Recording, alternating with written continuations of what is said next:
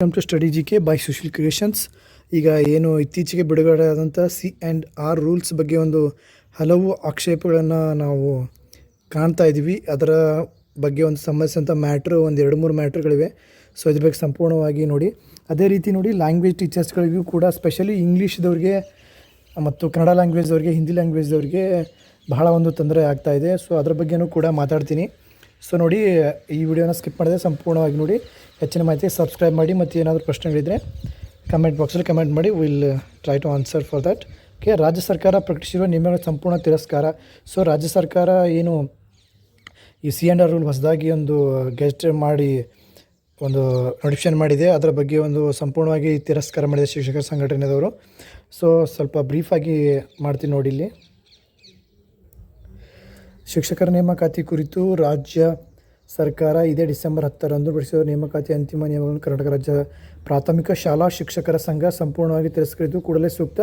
So ಇವರು ತಿರಸ್ಕಾರ ಮಾಡಿದ್ದು ಒಂದು ರೀತಿಯಲ್ಲಿ ಹಲವಾರು ಬೇಡಿಕೆಗಳನ್ನು ಇವರು ಇಟ್ಟಿದ್ದಾರೆ.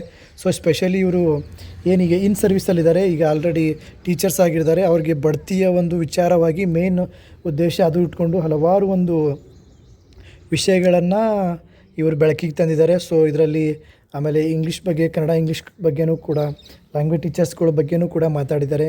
ಅದೇ ರೀತಿ ಒಂದು ಬಡ್ತಿ ಒಂದು ಯಾವ ರೀತಿ ಆಗಬೇಕು ಅಂತ ಕೊಟ್ಟಿದ್ದಾರೆ. ಅದೇ ರೀತಿ ಒಂದು ಲ್ಯಾಂಗ್ವೇಜ್ ಟೀಚರ್ಸ್ಗಳು ಆಮೇಲೆ PhD ಶಿಕ್ಷಕರು ಹೆಚ್ಚುವರಿ ಮಾಡಬೇಕು ಅಂತ ಮಾಡಿದ್ದಾರೆ.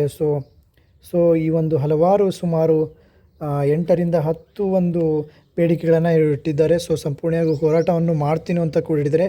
ಈಗ ಸೆಷನ್ ನಡೀತಾ ಇದೆ. ಸೊ ಚೇಂಜಸ್ ಕೆಲವೊಂದು ಜಾಸ್ತಿ ಆಗದೇ ಇದ್ದರೂ ಕೂಡ ಕೆಲವೊಂದು ಸಣ್ಣ ಚೇಂಜಸ್ಗಳು ಕೂಡ ಆಗಬಹುದು. ಸೊ ಇನ್ನು ಮ್ಯಾಟ್ರ್ ಇನ್ನೊಂದು ಏನಪ್ಪ ಅಂತಂದರೆ, ಇಲ್ಲಿ ನೋಡಿ, ಈಗೇನು ಸೆಷನ್ ನಡೀತಿದೆ ಅಲ್ಲಿ ಕ್ವಶನ್ ಒಂದು ಕೇಳಲ್ಪಡುತ್ತದೆ ನಾಳೆ. ಕರ್ನಾಟಕ ವಿಧಾನಸಭೆ ಗಮನ ಸೆಳೆಯುವ ಸೂಚನೆ ಏನಪ್ಪ ಅಂದರೆ, ಪ್ರಾಥಮಿಕ ಪ್ರೌಢ ಶಿಕ್ಷಣ ಅಮರೇಶ್ ಪಾಟೀಲ್ ಬಯಾಪುರ್ ಇವರು ಒಂದು ಕೊಟ್ಟಂತಹ ಏನಪ್ಪ ಸೂಚನೆ ಅಂತಂದರೆ, ಕರ್ನಾಟಕ ವಿಧಾನಸಭೆ ಕಾರ್ಯವಿಧಾನ ನಡವಳಿಕೆ ಬಗ್ಗೆ 17 ನಾಳೆ ಈ ಒಂದು ವಿಷಯವನ್ನು ಪ್ರಸ್ತಾಪ ಮಾಡ್ತಾರೆ. ಸೊ ಅಲ್ಲಿ ಚೇಂಜಸ್ ಆಗುವ ಎಲ್ಲ ಲಕ್ಷಣಗಳು ಇರ್ತವೆ. ಯಾಕಂದರೆ ಅಲ್ಲಿ ಯಾವುದೇ ಒಂದು ವಿಷಯನ ಬಹಳ ಡೀಪಾಗಿ ಮತ್ತು ಪ್ರೀವಿಯಸ್ ಏನೇನು ನಡೀತಿದೆ C&R ರೂಲ್ಸ್ ಬಗ್ಗೆ ಆಯಿತು, ಅದ್ರ ಬಗ್ಗೆ ಎಲ್ಲ ಡಿಸ್ಕಷನ್ ಕೂಡ ಆಗುತ್ತೆ.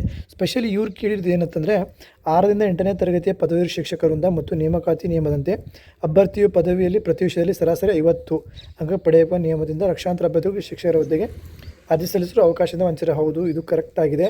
ಬಟ್ ಒಂದು ಆಡಿಯೋ ಕೂಡ ಒಬ್ಬರು ಶಿಕ್ಷಣ ಸಚಿವರಿಗೆ ಫೋನ್ ಮಾಡಿದ್ದರು, ಸೆಕ್ರೆಟರಿಗೇನೋ ಒಂದು ಬೋರ್ಡಲ್ಲಿರುವ ಕಮಿಟಿ ಮೆಂಬರ್ಗೆ ಫೋನ್ ಮಾಡಿದರು. ಅಲ್ಲಿ ಮಾತಾಡಿದಾಗ ಸರಿಯಾಗಿ ರೆಸ್ಪಾನ್ಸಿಬಲ್ ಬಂದಿಲ್ಲ. ಸೊ ಇಲ್ಲಿ ರೆಸ್ಪಾನ್ಸಿಬಲ್ ಬರೋ ಚಾನ್ಸಸ್ ಇದೆ. ಸೊ ನೆಕ್ಸ್ಟ್ ನೋಡಿ, ಹುದ್ದೆಗೆ ಅರ್ಜಿ ಸಲ್ಲಿಸುವ ಅವಕಾಶ ವಂಚಿತ ಹಾಗೂ ನಿಮ್ಮ ಸಡಲೀಕರಣ ಮಾಡುವ ಕ್ರಮದ ಬಗ್ಗೆ 6ರಿಂದ 8ನೇ ತರಗತಿಯ ಪದವೀಧರ ಶಿಕ್ಷಕರಿಂದ ಮತ್ತು ನೇಮಕಾತಿ ಪರೀಕ್ಷೆ 2 ಮತ್ತು 3ರಲ್ಲಿ ಕನಿಷ್ಠ 50%, 60% ಅಂತ ಇಟ್ಟೆ ಎಲಿಜಿಬಿಲಿಟಿ ಅಂತ ಇಟ್ಬಿಟ್ಟಿದ್ದಾರೆ. ಸೊ ಅದನ್ನು ನೀವು ತೆಗೆದು ಡೈರೆಕ್ಟ್ ಒಂದು CET ಮಾಡಿ, ಬೇಕಾದರೆ 2 ಕ್ವಶನ್ ಪೇಪರ್ಗಳಲ್ಲಿ ಇಡ್ರಿ. ಅದರಲ್ಲಿ ಮೆರಿಟ್ ಯಾರು ಅಷ್ಟಿರ್ತಾರೆ ಅವರಿಗೆ ರಿಕ್ರೂಟ್ಮೆಂಟ್ ಮಾಡಿ ಅಂತ ಒಂದು ಸೂಚನೆಯನ್ನು, ಒಂದು ರಿಕ್ವೆಸ್ಟನ್ನು ಇವರು ಮಾಡಿದ್ದಾರೆ. ಸೊ ಒಳ್ಳೆಯ ಒಂದು ಸೂಚನೆ ಇದು. ಸೊ ಇದರಂತೆ ನಿಮ್ಗೆ ಹೇಳ್ಬೇಕಂದ್ರೆ, ಈಗ ಆಲ್ರೆಡಿ ಲ್ಯಾಂಗ್ವೇಜ್ ಟೀಚರ್ಸ್ಗೆ ಕೂಡ ತುಂಬ ತೊಂದರೆ ಆಗಿದೆ. ಅದನ್ನು ಕೂಡ ಇಲ್ಲಿ ಸೆಷನಲ್ಲಿ ಡಿಸ್ಕಷನ್ ಮಾಡುವ ಎಲ್ಲ ಲಕ್ಷಣ ಕಾಣ್ತಾ ಇದೆ. ಸೊ ಅದೇ ರೀತಿ ನೀವು ಟ್ವಿಟ್ರಲ್ಲಿ ನಾನು ಹೇಳ್ತೇನೆ, ಇವತ್ತು ಮಧ್ಯಾಹ್ನ ನಿಮಗೆ ಒಂದು ವಿಡಿಯೋ ಮಾಡಿ ಹೇಳ್ತೇನೆ ನಿಮ್ಗೆ ಯಾವ ಥರ ಟ್ಯಾಗ್ ಮಾಡಬೇಕು ಟ್ವಿಟ್ರಲ್ಲಿ. ಅದನ್ನೇ ನೀವು ಕಂಟಿನ್ಯೂ ಟ್ಯಾಗ್ ಮಾಡಿದ್ರೆ ಸಾಕು. ರೀಟ್ಯಾಗ್ ಅಥವಾ ಈ ಹ್ಯಾಶ್ಟ್ಯಾಗ್ ಮಾಡಿ, ಇಲ್ಲಾಂದರೆ ರೀಟ್ವೀಟ್ ಮಾಡಿ. ಸೊ ಅದನ್ನು ಎಷ್ಟು ಜಾಸ್ತಿ ಜನ ಮಾಡ್ತಿರೋ ಅಷ್ಟು ಅವರಿಗೆ ಮೆಸೇಜ್ ಹೋಗಿ ಅದು ಒಂದು ಈಗ ಏನು ನಡೆದಿದೆ ಸೆಷನಲ್ಲಿ ಅಲ್ಲಿ ಡಿಸ್ಕಷನ್ ಆಗಿ ಚೇಂಜ್ ಆಗೋ ಸಾಧ್ಯತೆಗಳಿರ್ತವೆ. ಸೊ ಬಿ ಪಾಸಿಟಿವ್ ಆಗಿರಿ. ಇದನ್ನು ಚೇಂಜ್ ಮಾಡಿಸೋಕ್ಕೆ ಎಲ್ಲ ಪ್ರಯತ್ನ ನಾನು ಮಾಡ್ತೀನಿ, ನೀವು ಕೂಡ ಮಾಡಿ ಅಂತ ಹೇಳ್ತಾ, ಹೆಚ್ಚಿನ ಮಾಹಿತಿಗಳಿಗೆ ಈ ಚಾನಲನ್ನು ಸಬ್ಸ್ಕ್ರೈಬ್ ಮಾಡಿ, ಶೇರ್ ಮಾಡಿ, ಲೈಕ್ ಮಾಡಿ. All the best. God bless you.